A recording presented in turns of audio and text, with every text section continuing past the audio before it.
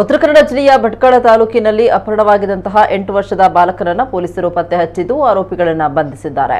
ಗೋವಾದ ಕಲ್ಲಂಗುಡ್ನಲ್ಲಿ ಬಾಲಕ ಪತ್ತೆಯಾಗಿದ್ದು ಆತನನ್ನ ಇಂದು ಬೆಳಗ್ಗೆ ಭಟ್ಕಳಕ್ಕೆ ಕರೆತರಲಾಗಿದೆ. ಕೌಟುಂಬಿಕ ದ್ವೇಷದಿಂದ ಸಂಬಂಧಿಕರೇ ಈ ಕೃತ್ಯ ಎಸಗಿರುವುದು ಖಚಿತವಾಗಿದ್ದು ಬಾಲಕನ ಅಪಹರಣ ಮಾಡಿದ ವ್ಯಕ್ತಿಗಳನ್ನು ಬಂಧಿಸಲಾಗಿದೆ. ಇನ್ನು ಆಗಸ್ಟ್ 20ರ ರಾತ್ರಿ 8 ಗಂಟೆಗೆ ಬ್ರೆಡ್ ತರಲು ಹೋದಂತಹ 8 ವರ್ಷದ ಬಾಲಕನನ್ನ ಪಟ್ಟಣದ ಆಜಾದ್ ನಗರದಲ್ಲಿ ಎಕೋ ವಾಹನದಲ್ಲಿ ಬಂದಂತಹ ದುಷ್ಕರ್ಮಿಗಳು ಅಪಹರಿಸಿದ್ರು.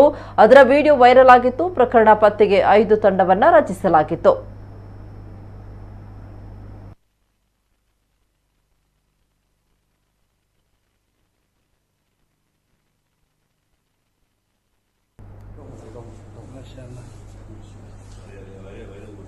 नहीं सर, हम मिला नाम